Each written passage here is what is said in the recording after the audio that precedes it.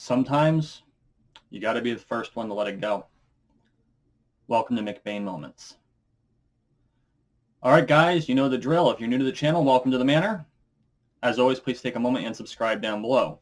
We are on the road to 13 million subscribers, one subscription at a time, so make sure you subscribe. Also, please consider becoming a patron by going to patreon.com/JulianMcBain. When is it time to let go?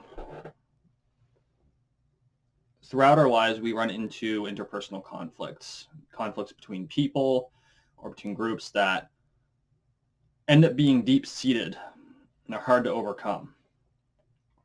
And it's very difficult to move on from those arguments, especially when those arguments involve the interpersonal relationships between people who are very close.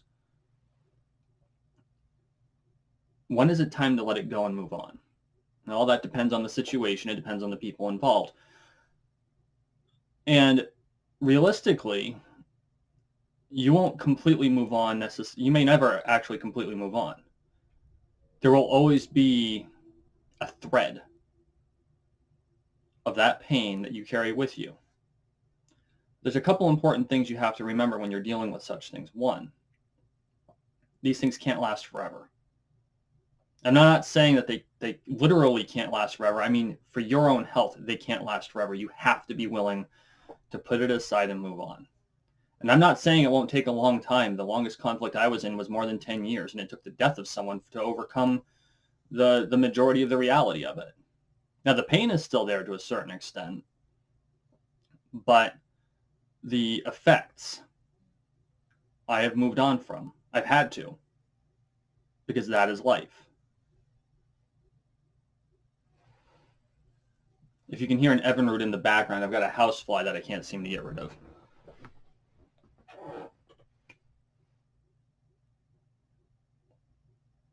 What it comes down to is when dealing with such conflicts, they run their course. They have to run their course. You can't just abruptly stop them. That's life. After they run their course, you have to allow time to heal. And that time could be months, it could be years. But you can't keep harping on the same conflict. You have to move on. And most importantly, you have to move on even if they don't. Because if you're carrying that negativity inside of you, it's going to roadblock everything you do in all other aspects of your life somehow. You're going to be afraid to form new relationships. You're going to be afraid of that every conflict's going to explode. You're going to be concerned that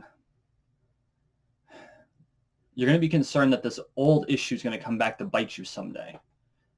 And the less you're willing to let it go, the more likely that's actually going to happen.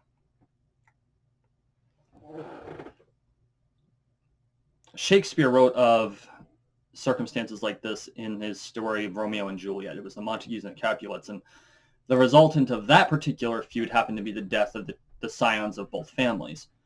In a much more aggressive, although far less dramatic story, you've got the story of the Hatfields and the McCoys, where the two families had an argument, I believe, over a chicken and a pig, and there were half a dozen deaths resultant of it. I actually know one of the descendants of the McCoys, and it's very obvious why those two families couldn't let it go at all. It's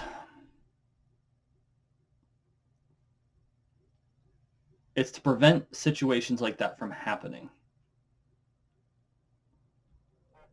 That even when other parties in the situation, even your friends, can't let go of a situation, it's important that you do. And encourage the others to as well. You know, if someone from the opposite side throws barbs, it's frustrating, it's painful, but at some point you're going to have to shrug it off. And no, I'm not an advocate for not defending yourself. But at the same time, there comes a point where if it doesn't have any long-term effect on you, is it really worth it? I was once told by someone who I was very close to at the time, is this a $5 event or a $500 event? If it's a $5 event, is it really worth reacting to? After that particular relationship ended up ending, in order to prevent a number of $5 events accumulating into issues, I ended up no longer paying attention to that person. I no longer interact with them on social media at all. And it's because $5 events accumulate. But at the same time, you can overcome $5 events. Don't let them turn into $500 events. Because what people are going to see is that you've moved on and they haven't. Which means that you are going to end up being more successful in whatever you're looking to do.